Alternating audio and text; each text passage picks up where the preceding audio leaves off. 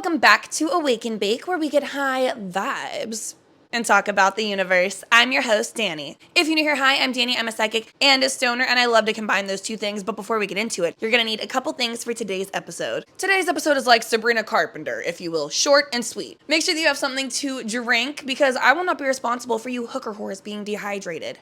And then you're gonna need something to puff on, hit, garden with, whatever you wanna call it, so that we don't get age restricted. This is my high 90s live resin strawberry bomb. It's an indica.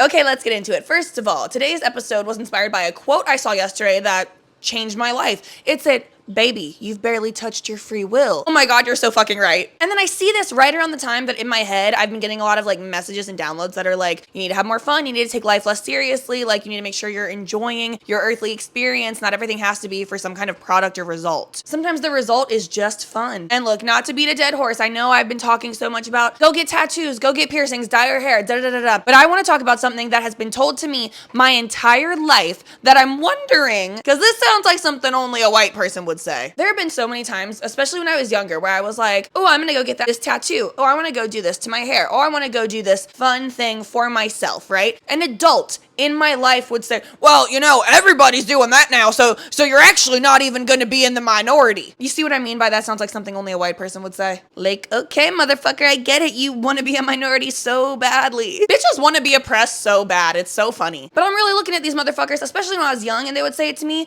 I remember I had some of my friends' parents say to me, oh, well, I wouldn't keep getting all those tattoos because, you know, everyone's doing that nowadays. You barely even stand out. You're not even in the minority anymore. And I remember thinking, you think I decorated my body permanently so that I could be a minority? Damn, our brains work differently. Like, oh, you were gonna get a tattoo in honor of your late grandfather who passed, who was like your best friend and your hero, and you wanted to get his quote in his handwriting on your body. I'm sorry to tell you this, baby, that wouldn't make you a minority, so you gonna have to pass. R.I.P. Grandpa, take a hit.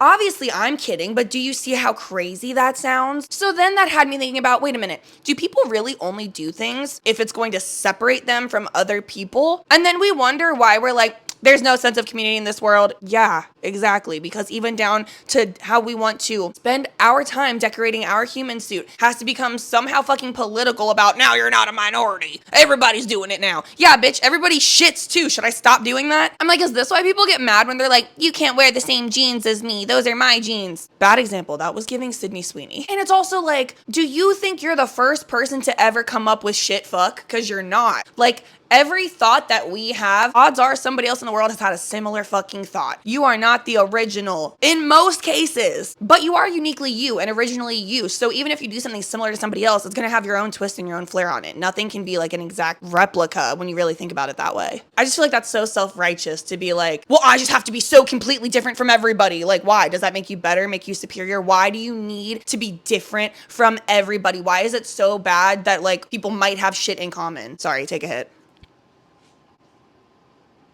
It's kind of giving like, oh my God, like I got married, we had a baby, we bought a house, and now suddenly all of my friends and people my age are starting to do the same thing. Guess I'm gonna get divorced, dump the baby, and live in a van because I can't be like everybody else. Like, bitch, use your free will to do the shit that you enjoy because you enjoy it. And if everybody else in the goddamn world also enjoys it, I guess you just have great taste. And I'm sorry for fucking like harping on this right now. I just think it's like so funny. Like, I'm actually gonna stop wearing pants because everybody does that and I need to be in the minority. God forbid we're all connected and have things in fucking common. God forbid there are more things that connect us than that separate us. Like, what? Take a hit. And again, this is just a ranty, fun episode. I'm not here to be like, here's a lesson, bitch. I just need to talk my shit. So baby, use your free will and have fun and just do what you want to do, because regardless, people are going to talk their shit, whether you're the first one to do it, the only one to do it, or you're part of the masses and everybody's fucking doing it. Everyone has an opinion. You cannot please everybody. And at the end of the day, it's not the worst thing in the world to have shit in common with other people. Like, you know what I'm saying? Because we're going to have confidence in ourselves regardless if bitches love it or hate it or have the same thing as us or have never seen anything like it, okay? Thank you. Thank you guys so much for watching. Please like, subscribe, tell your friends, tell your grandma, stay true to you, and as always, stay high.